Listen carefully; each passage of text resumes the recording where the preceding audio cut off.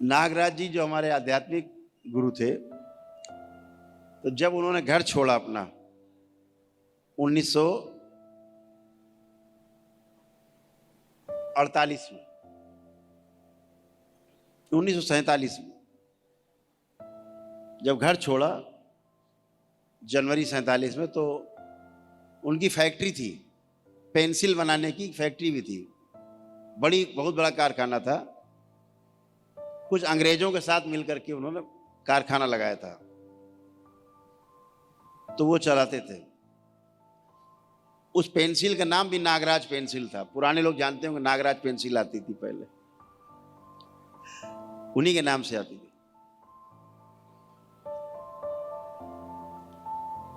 तो उन्होंने अपने पार्टनर को वो बेच दिया कि भाई तुम अब रखो, हम तो जा रहे हैं अब साधना करने। तो उनकी पत्नी ने कहा कि साधना करने जा रहे हो, कहां चलोगे? तो उन्होंने कहा कि नर्मदा जी के किनारे जाकर के साधना करो। तो उनकी धर्मपत्नी ने पूछा, नर्मदा जी तो बहुत लंबी हैं,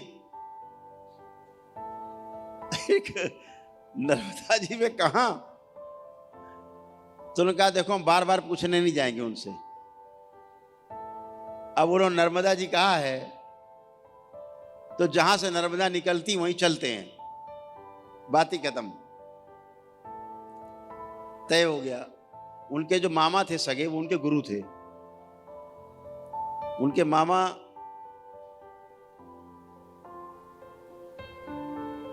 बहुत नामी शंकराचार्यों में से नाम था उनका, श्री चंद्रशेखर भारती, बहुत बड़ा नाम था, गणितज्ञ थे बहुत बड़े। वो उनके मामा थे, शंकराचार्य थे। वो उनसे बहुत घबराते थे।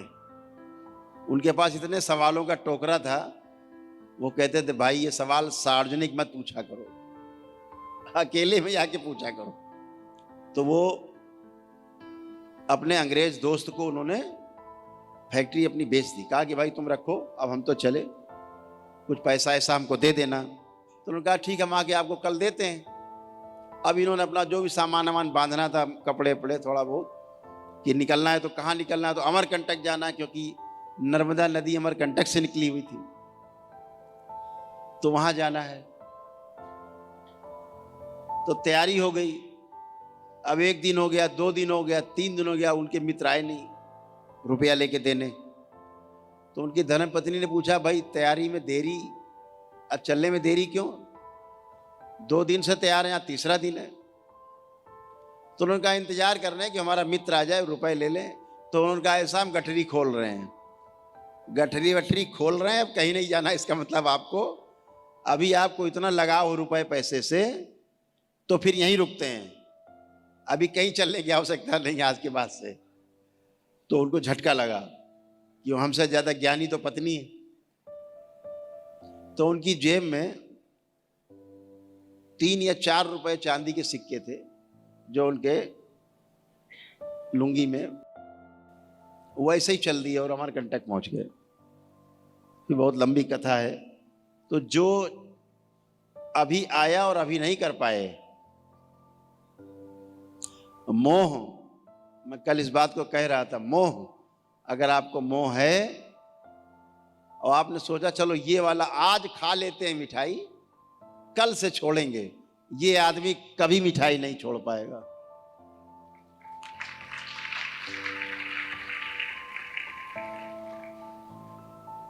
जो सामने परोसी हुई थाली में मिठाई छोड़ दे, वही मिठाई छोड़ सकता है, ये ध्यान रखो। सोचे आज थाली की मिठाई खा लेंगे, कल से छोड़ेंगे, ये आदमी जिंदगी में नहीं छोड़ सकता। समझो इसकी इच्छा शक्ति बहुत कमजोर है, बहाने बना रहा है, ये अंदर के शरीर बहाने बना रहे हैं, पीछे पीछे बहाने हैं, सब बहाने। छोड़ना है तभी छोड़ना, नहीं तो कभी नहीं। ये वाला काम कर ले फिर छोड़ देंगे, नहीं छूटेगा, उससे आगे की डिमांड बनेगी। तो आप सभी को देख करके आज ये विचार हुए, कुछ बचपन में थे, देखा, आपको देख करके लगा, उत्कंठा आई कि कैसी अंदर उत्कंठा है, कैसा अंदर एक हिलोरे मारती है संभावनाएं। हर व्यक्ति गुरु है, हर व्यक्ति गुरु है। गुरु माने गांव में कहते हैं बहुत गरु है, मतलब भारी है। गरु मतलब गुरु बोलना है वो। यहाँ गांव पूछो कोई भारी चीज दो, बोलो देखो कैसा है, तो बताएगा बहुत गरु है। यहाँ के आदमी बताएगा गांव में गरु माने गुरु कह रहा है, गुरु माने भारी। अब भ्रंश है थोड़ा बोलने में। तो हर व्यक्ति गुरु है। आप जब चलते हो ना तो आपका गुरुत्व केंद्र जो है ना वही सेंटर में रहता है, तभी आप चल पाते हो।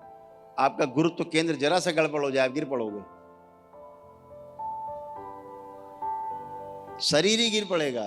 जीवन की तो बात छोड़ो, जीवन का केंद्र अगर गड़बड़ाया तब तो सीधे आदमी पाखाने भागता है। बहुत खुशी हो जाए, बहुत बड़ा दुख आ जाए, अचानक से नाभि हट जाती है अपने स्थान से, जीवन का केंद्र डगमगा जाता है। जीवन का केंद्र डगमगाया और आप डगमगाए, शरीर की व्यवस्था हिल जाती है। तो आप सभी हमेशा एक बात का ध्यान रखो, अपना जो गुरुत्व केंद्र है उसको मजबूती से ध्यान रखो, उसी पे ध्यान रखो, अपने गुरुत्व पे। जो अपना गुरुत्व है, अपना गुरुत्व का भाव है, चाहे शरीर का गुरुत्वाकर्षण का केंद्र है, चाहे जीवन का गुरुत्व का भाव है, उसका हमेशा ध्यान रखो। अपने गुरु होने पे, अपने गुरु होने का हमेशा अभिमान रखो, तो कभी भी डगमगाओगे नहीं। आप सामने वाले के गुरुत्व का केंद्र देखेंगे, अगर सामने वाले का आप गुरु का केंद्र ढूंढेंगे जीवन का, तो आप डगमगा जाएंगे। इसलिए ध्यान अपने पर, हमेशा स्वयं पर ध्यान हो, सेल्फ, अपनी ओर ध्यान जाना चाहिए। साक्षी भाव, दृष्टा भाव।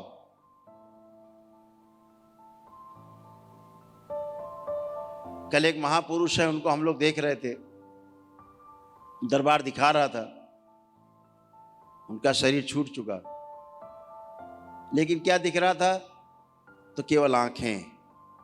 आंखें कैसी? केवल आंखें, कोई हलचल नहीं शरीर में। शरीर है लेकिन कोई हलचल नहीं, मन में कोई हलचल नहीं।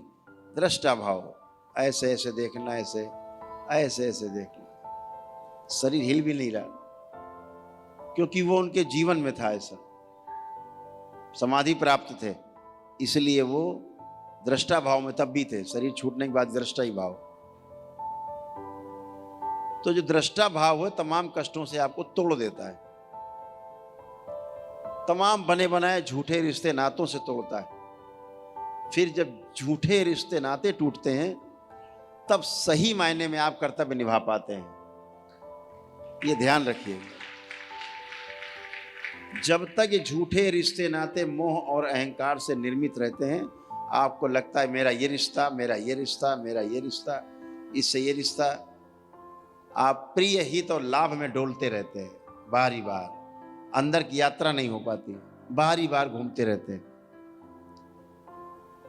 यात्रा तो न्याय, धर्म और सत्य की है, दोनों ही आप में विद्यमान है, दोनों ही आप में है। चुनाव आपको करना होता है कि हमें प्रिय हित और लाभ में जाना है कि न्याय, धर्म और सत्य के रास्ते पे जाना है। चुनाव आपको करना है। दोनों हाथ आपके, एक एक चीज है, किसका सदुपयोग करना है।